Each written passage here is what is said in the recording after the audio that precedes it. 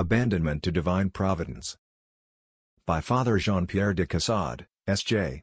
Book 2, On the State of Abandonment. Chapter 4. Concerning the assistance rendered by the fatherly providence of God, to those souls who have abandoned themselves to Him. Section 11, The Strength of Simplicity. The soul in the state of abandonment knows how to see God, even in the proud who oppose His action. All creatures, good or evil, reveal Him to it.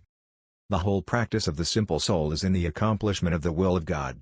This, it respects even in those unruly actions by which the proud attempt to depreciate it. The proud soul despises one in whose sight it is as nothing, who beholds only God in it, and in all its actions.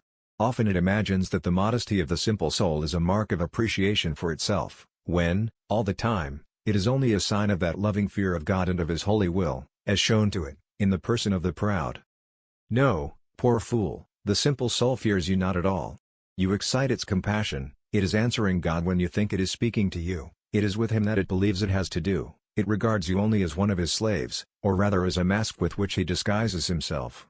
Therefore the more you take a high tone, the lower you become in its estimation, and when you think to take it by surprise, it surprises you. Your wiles and violence are just favors from heaven. The proud soul cannot comprehend itself, but the simple soul, with the light of faith, can very clearly see through it. The finding of the divine action in all that occurs at each moment, in and around us, is true science, a continuous revelation of truth, and an unceasingly renewed intercourse with God.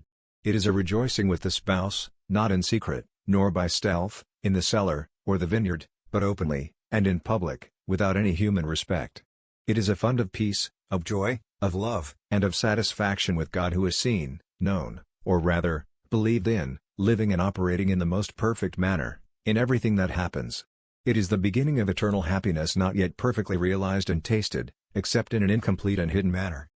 The Holy Spirit, who arranges all the pieces on the board of life, will by this fruitful and continual presence of His action, say at the hour of death, Fiat lux, let there be light. Genesis 1:14, and then will be seen the treasures which faith hides in this abyss of peace and contentment with God, and which will be found in those things that have been every moment done, or suffered for Him. When God gives Himself thus, all that is common becomes wonderful, and it is on this account that nothing seems to be so, because this way is, in itself, extraordinary. Consequently it is unnecessary to make it full of strange and unsuitable marvels. It is, in itself, a miracle, a revelation, a constant joy even with the prevalence of minor faults. But it is a miracle, which, while rendering all common and sensible things wonderful, has nothing in itself that is sensibly marvelous.